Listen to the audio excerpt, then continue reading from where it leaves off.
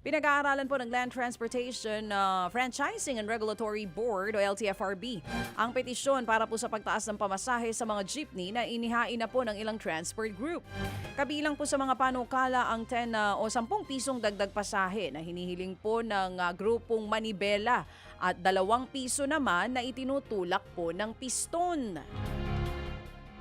Oo, ang nagtutulak ng 10 pesos ay Manibela at yung 2 ay piston para po malinaw.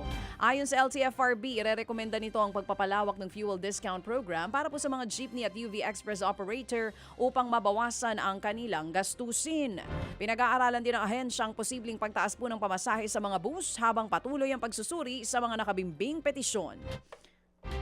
Tinitignan po natin ngayon kung sa jeep, kung kaya pong masagot, matugunan ng fuel discount yung additional fare. Doon sa bus naman po, kasi sa bus malaki po yung kanilang mga konsumo sa gasolina. So tinitignan po natin doon. Yan nga po mga kapatid, ang tinig ni LTFRB Board Member Greg Pua. At kanina po kung maaga kayo nagising, nakausap din po natin ang grupo naman po ni na Kaobet Martin ng Pasang Mazda. Ito rin ang hiling nila. Ayaw ng fuel discount, mas gusto po nila ang taas pasahe. So tignan po natin sa susunod na linggo kung anong magiging desisyon po dito ng LTFRB. Samantala, mas mabigat daw sa maraming negosyo. Naku, dami nag-react dito, partner. Totoo daw ito talaga. Mas mabigat daw sa maraming negosyo ang kasalukuyang sitwasyong pang-ekonomiya kaysa noong panahon ng COVID-19 pandemic. Ayon po yan sa isang grupo ng mga supermarket. Sinabi po ng grupo na nararamdaman ng pribadong sektor na sa kanila na ipapasa ang bigat ng mga hamong pang-ekonomiya. Naniniwala rin po ang grupo na mas makabubuting tutukan ng pamahalaan ang pagkontrol sa inflation upang maibsan ang epekto ng pagtaas ng presyo ng mga bilihin.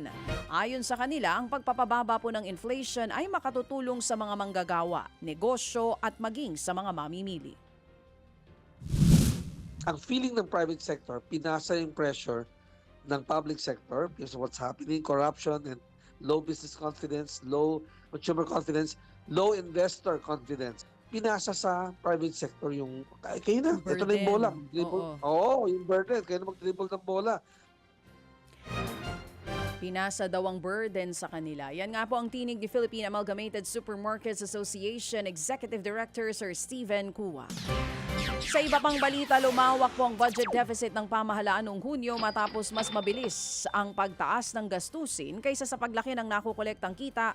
Ayon po yan sa Bureau of Treasury. Ito pa ang isang problema. Tinukoy po ng ahensya na kabilang po sa nagpataas ng gastusin ng gobyerno ang paglalabas po ng pondo para sa mga lokal na pamahalaan, mga GOCC at mga proyektong pang-infrastructure. Sa kabila po nito, nananatiling halos kaugnay pa rin ang target ng pamahalaan ang kabuang fiscal deficit sa naunang 6 na buwan ng taon. Ayon po sa Finance Department, nananatili ang kanilang kumpiyansa na makakamit pa rin ang mga target sa koleksyon at mapapanatili na nasa loob ng programang fiscal deficit sa ikalawang bahagi ng taon. Mga kapatid, patuloy po kayong tumutok sa 105.9 True FM para sa totoong balita, impormasyon, music and entertainment. Mag-subscribe sa aming YouTube channel at podcast at sundan nyo kami sa Facebook, Instagram, X at TikTok sa True Network PH.